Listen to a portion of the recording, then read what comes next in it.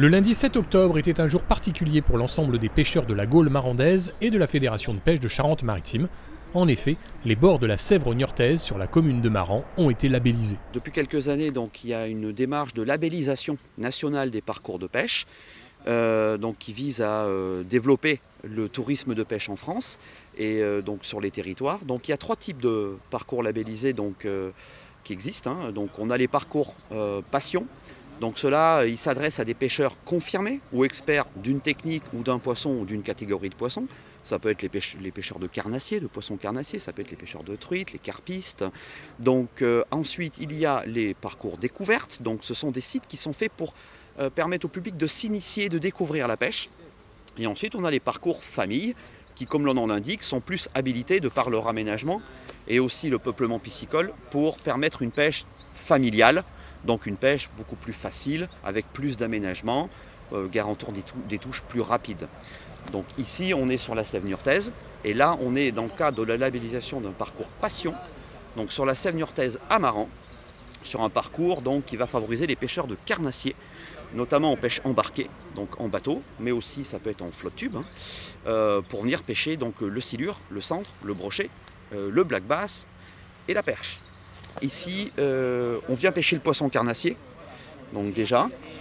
Ensuite, au niveau des aménagements, donc pour permettre la mise à l'eau des pêcheurs, donc une cale de mise à l'eau a été construite par l'institution interdépartementale du bassin de la Sèvre niortaise, parce qu'on est sur leur terrain, avec le concours technique et la participation financière de la Fédération de pêche. Une signalétique spécifique a été mise également le long du parcours. Donc on a 6 panneaux d'information pêche qui répondent à une charte graphique nationale des parcours de pêche labellisés qui ont été mis sur le parcours. Autre spécificité, c'est plus lié à Maran, on a 3 bras de Sèvre ici. Le parcours s'étend sur ces 3 bras-là.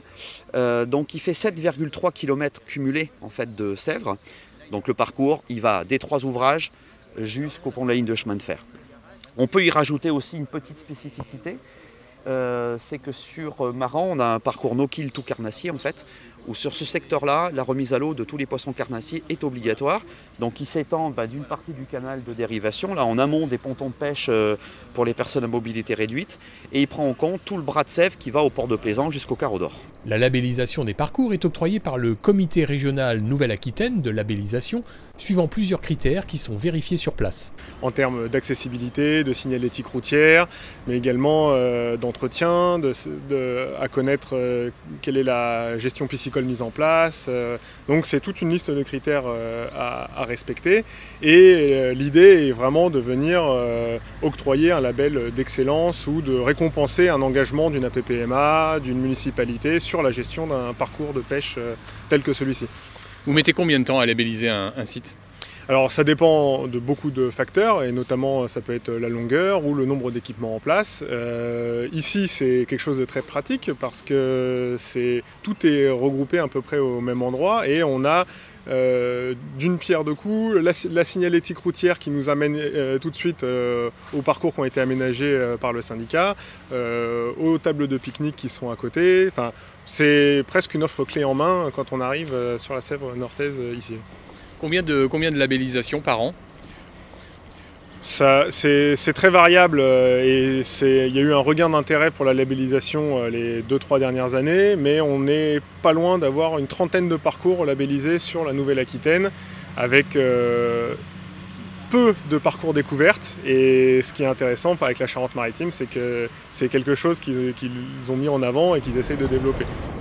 Cette labellisation n'aurait pu être réalisée sans l'IBSN, l'Institut interdépartemental du bassin de la Sèvre niortaise, qui est propriétaire et gestionnaire depuis 2014 du domaine public fluvial sur le secteur de Maran.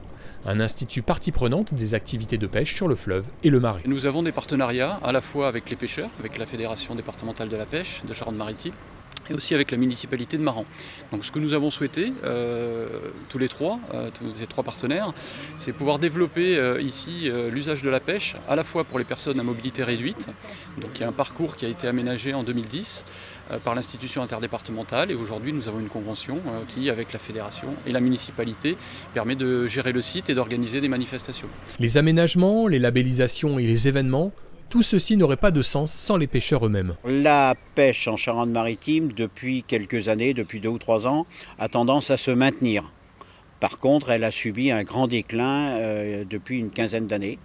Mais là, pour l'instant, c'est stabilisé. Souhaitons que ça dure. Ici ou en Charente-Maritime, vous avez des pêches spécialistes pour le leurre, des pêches traditionnelles au cou, pêche à la mouche aussi. Toutes les formes de pêche sont pratiquées, pêche de la carpe, toutes les pêches sont pratiquées. Parce que la variété des cours d'eau et des paysages le permet en Charente-Maritime.